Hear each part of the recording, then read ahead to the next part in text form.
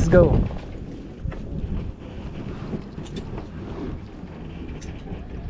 Masira ang kanyang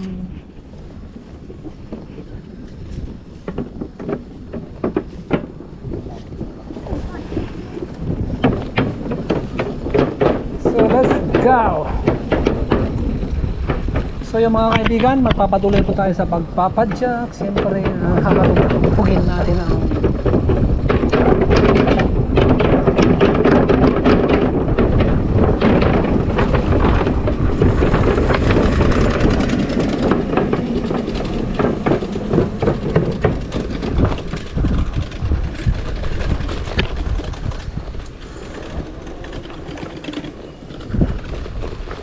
papunta ang Passeris. Ikot muna tayo dito sa ayun. Dito pa tayo pwedeng mag-refill ng tubig. Ayan, meron po doon na iwan na pamingwit. Iniwan na doon. Ayaw nang ayaw na siguro mamingwit ni brother.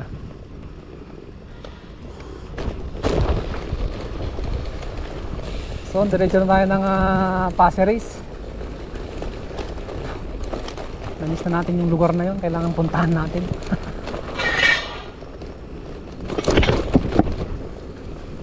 Yun. So yun, kung kabisado mo na yung pasikot-sikot dito, hindi ka na mag-aalala, hindi ka na mag-aapura, hindi ka na matatakot.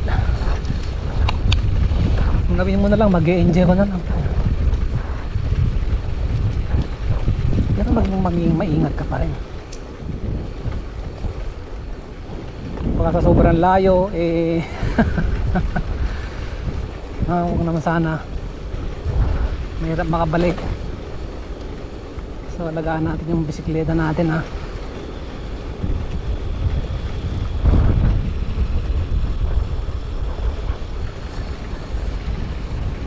Na.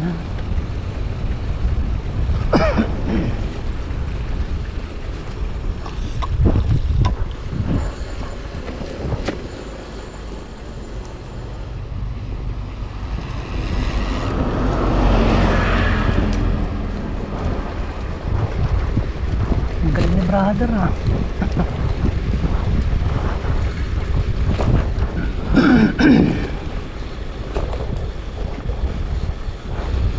May bas na sumalubong sinalubong niya magaling to.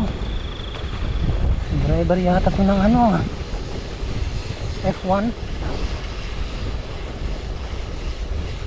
F1 jet fighter.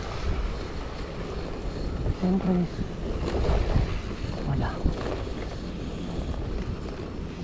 may mga aso doon. Okay, go.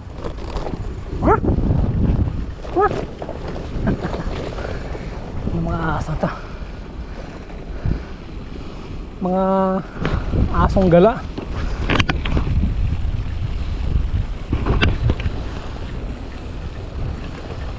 Ano ba ito? Standard ba itong camera?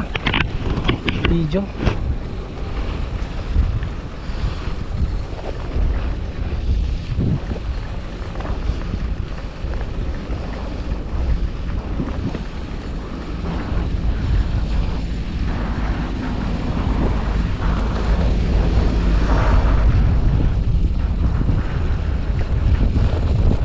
Wow!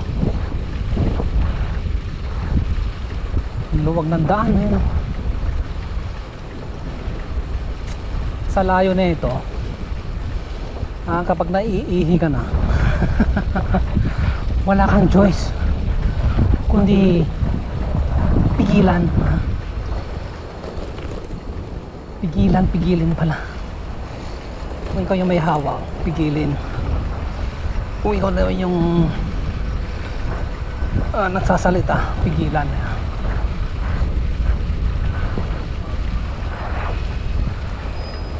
Pigilan, it means the third person. Pigilin is the first person. Ikaw yung may hawak. Pipigilin ko muna ang aking pag-ihi.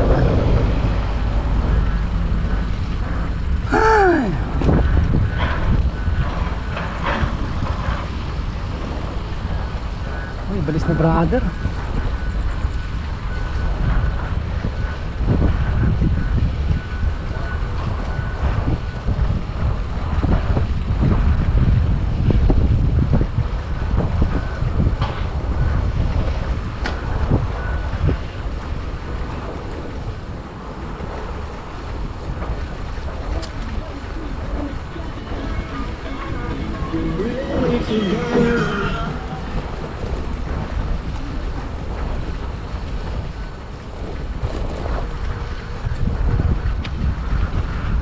Dati takot na takot ako magbisikletang mag-ikot ng Singapore.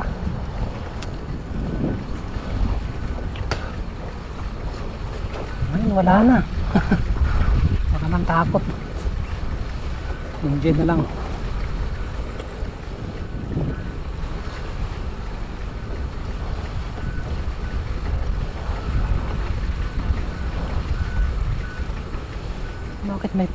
Bakit may ano dito, ha? May bakod. Sa tingin nyo bakit? Ayon po sa akin palagay, mga kaibigan, ito po yung malupit na dahilan ko. O hindi po naisip ng iba. So ang dahilan po ng pagkakaroon po ng bakod dito, ha? Para po harangin yung mga lamok. Yan. Yun po yung dahilan. Ha? So yun po yung unang-unang unang pumasok sa aking isipan. Nagkaroon po ng harang para harangin po ang mga lamok. Si brother nag-enjoy dun. Sarap ng buhay. Diba, napakatahimik. Tahimik dito. Diba bakit? Walang mangi-istorbo sa'yo, walang ang mananakot sa'yo. Ang tanging taong mananakot sa'yo ay ikaw. Tatakutin mo ang iyong sarili, ikaw na bahala. Kaya siyempre kaakibat, ha? At siyempre katuwang mo rin ang iyong sarili sa mga pinaggagawa mo sa buhay kung nandito ka sa lugar na to. Sabihin natin mataas po yung cost of living ng bansang ito, at siyempre ang kapalit naman po niyan ay humigit kumulang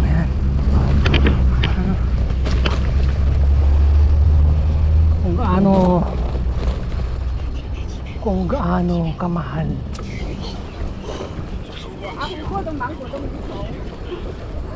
ang mabuhay sa lugar na ito, ay higit na mas mahalaga ang iyong buhay. So huwag niyong sasayangin ang mga pagkakataon na to. Kung napunta ka man sa lugar na to, ang masasabi ko na lang ay napakaswerte mo na. Brother, signal. Ayan, ano nga ito ginagawa na ito, pag signal kayo, nakatambay lang. O hindi pa sila kumakain. Diba dapat mga tumatawid, dapat sinibigyan siya ng signal. Nakatayo siya lang siya doon. Siguro iisip niya na wala naman sasakyan, you can go. Yeah. So salamat sa mga nagpapatrol. At sabi ko po kanina, mga kapatid, balikan po natin ang ating kwento na wala man ang kwenta. Yun, kung napadpad ka sa lugar na to, ayun na ipagpasalamat natin sa Puong May Kapal. dahil siya yung dahilan, siya po yung nagdala sa atin dito, kung bakit tayo nandito,